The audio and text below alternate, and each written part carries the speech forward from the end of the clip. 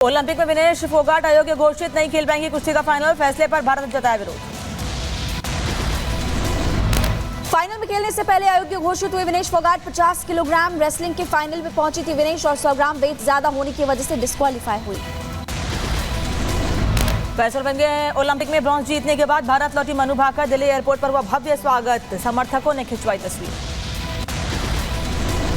मुझे बेहद खुशी है कि लोगों से इतना सारा प्यार मिल रहा है और इतना सपोर्ट कर रहे हैं और मैं उम्मीद करती हूँ कि आगे भी ये यूं ही बरकरार रहेगा। मैं भी यूं ही मेहनत करती रहूँगी और अपना बेस्ट देती रहूँगी। बांग्लादेश को लेकर सीएम योगी आदित्यनाथ का बड़ा बयान, कहा अतीत की गलतियों से हमें सीखना चाहिए, हमलों की वजह समझने की जरूरत।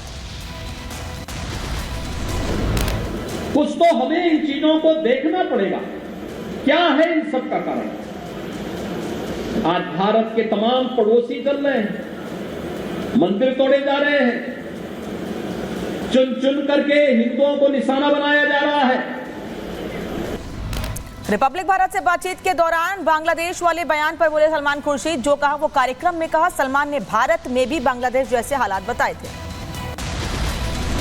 सलमान खुर्शीद के बयान पर बीजेपी का पलटवार, का लोगों को भड़काने की कोशिश की जा रही है और भारत में भी उपद्रव फैलाने की साजिश की जा रही है।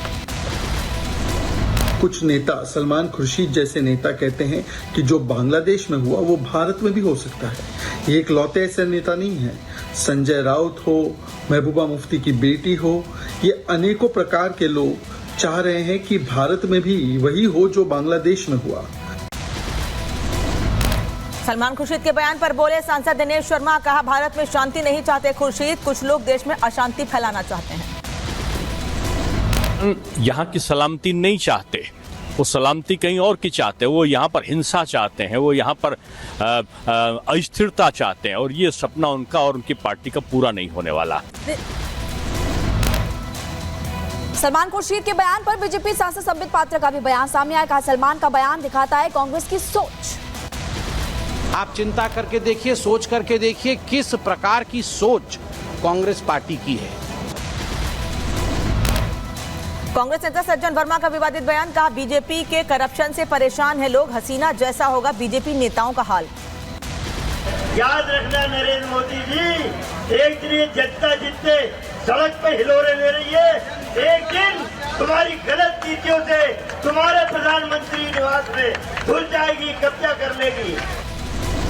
और शेख हसीना के अगले ठिकाने पर सस्पेंस बरकरार, भारत में रुकेंगी या कहीं और जाएंगी, इसको लेकर सस्पेंस फिलहाल हिंद ने बेस पर हैं शेख हसीना। बांग्लादेश में सियासी हत्याओं का दौर जारी है। अवामी लीग के 20 नेताओं के शव मिले हैं, अब तक करीब 29 लोगों की मौत की पुष्टि।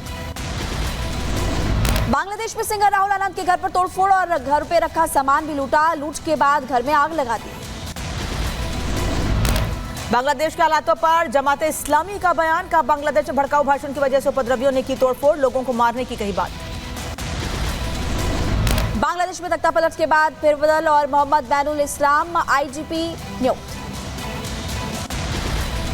बांग्लादेश में नहीं थम रही है हिंसा, मशहूर अभिनेता शांतो खान और उनके पिता की भीड़ ने पीट कर हत्या कर दी। बांग्लादेश में हालात बेकाबू।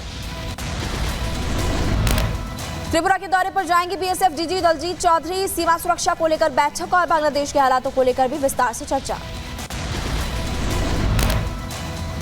ढाका से एयर इंडिया का विमान दिल्ली में उतरा, बांग्लादेश से आए यात्रियों ने बताई वहां की स्थिति, कहा पहले के मुकाबले सुधरे हालात। वडोदरा में बांग्लादेशी छात्रों का हालचाल जानने के लिए इंटरनेशनल अफेयर्स डिपार्टमेंट ने की मीटिंग और मीटिंग में जानी छात्रों की स्थिति। उद्धव ठाकरे के दिल्ली दौरे को लेकर बीजेपी नेता राम कदम का तंज, कहा दिल्ली के सामने नहीं झुकने वाले, आज दिल्ली में क्या कर रहे हैं। अब नकली शिवसेना है पर सत्ता का लालच नहीं है, दिल्ली झुकूंगा नहीं बोलने वाले उद्धव ठाकरे अब दिल्ली में क्या कर रहे हैं। अरविंद केजरीवाल ने उपराज्यपाल विनय कुमार सक्सेना को लिखी चिट्ठी, कहा मेरी जगह 15 अगस्त को आतिशी फहराएंगी झंडा, सूत्रों के हवाले से खबर।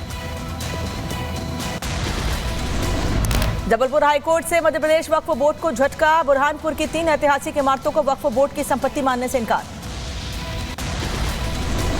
निर्दोष युवक के खिलाफ झूठा मुकदमा दर्ज करने के मामले में स्वामी प्रसाद मौर्य ने ट्वीट किया और सीएम योगी को टैग कर यूपी पुलिस पर भी निशाना साधा।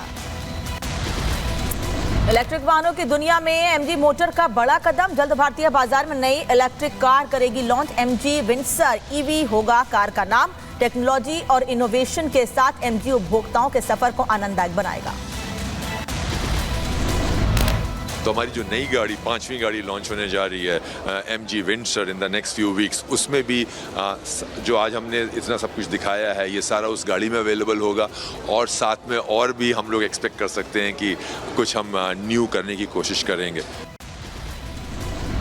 कोचिंग सेंटर हादसे के मामले में सीबीआई ने दर्ज किया केस। सीबीआई ने दिल्ली पुलिस के केस को टेक ओवर किया और मामले की तफ्तीश शुरू की। मध्य प्रदेश के रतलाम में फर्जी मदरसे का खुलासा। बिना अनुमति चल रहा था मदरसे में पढ़ रही थी 43 बच्चियां। कलेक्टर ने दिया कार्रवाई का भरोसा। और अयोध्या में फिर बुलडोजर एक्शन की तैयारी। गैंगरेप के आरोपियों के अवैध निर्माण पर बुलडोजर एक्शन। तालाब की जमीन पर दुकान बनाने का आरोप। मथुरा में एसटीएफ की बड़ी कार्रवाई। 1 लाख के इनामी को मुठभेड़ में किया ढेर। फरा थाना क्षेत्र में हुई मुठभेड़ में मारा गया पंकज यादव।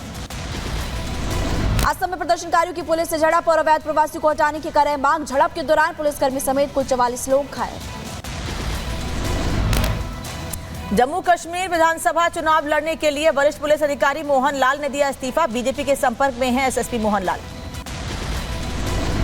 उत्तर प्रदेश के कन्नौज में थूक मसाज का वीडियो सामने आया। सैलून में ग्राहक के चेहरे पर थूक लगाकर मसाज करता नजर आया सैलून कर्मचारी।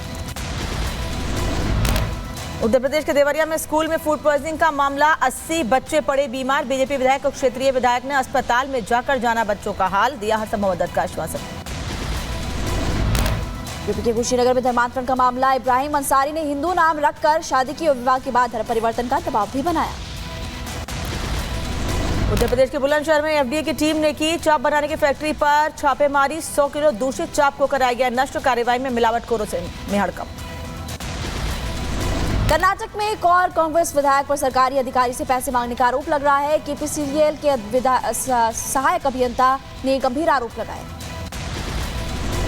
उत्तर प्रदेश के मुजफ्फरनगर में स्कूल अध्यापकों की लापरवाही। छुट्टी होने पर अध्यापकों ने बच्चों को किया बंद। अध्यापकों के खिलाफ परिजनों में नाराजगी।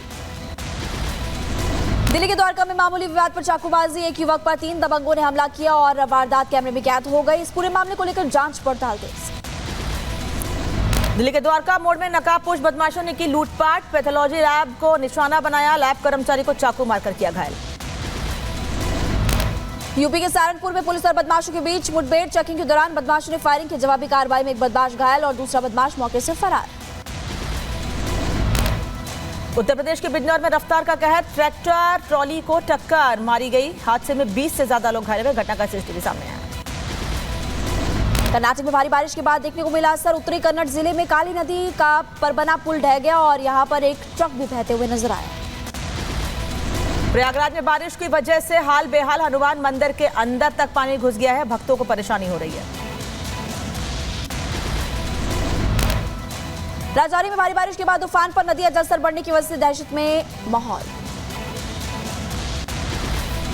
भारत में पकड़ा गया बांग्लादेशी जोड़ा। दोनों के पास से आधार कार्ड और पैन कार्ड किया गया जब्त। 7 दिन के वीजा के साथ इलाज के लिए भारत में आए थे दोनों।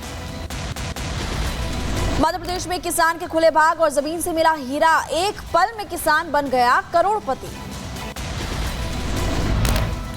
तमिलनाडु के सोलार में आज से बहुपक्षीय हवाई अभ्यास तरंग शक्ति 2024 का आरंभ। यूके, जर्मनी, फ्रांस और स्पेन की वायु सेनाओं ने लिया